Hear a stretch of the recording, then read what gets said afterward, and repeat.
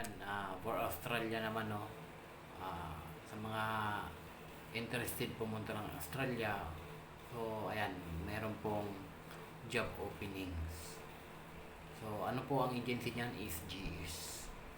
So job openings nila, first class welders, welder fabricators, diesel motor mechanics, heavy equipment mechanics, truck, bus mechanic, hydraulic mechanics, vehicle auto painters, denters, panel beaters, ayan, auto mechanic, auto technician, auto electrician, car vehicle upholsterers, ayan, metal fabricators, at saka wood machinist.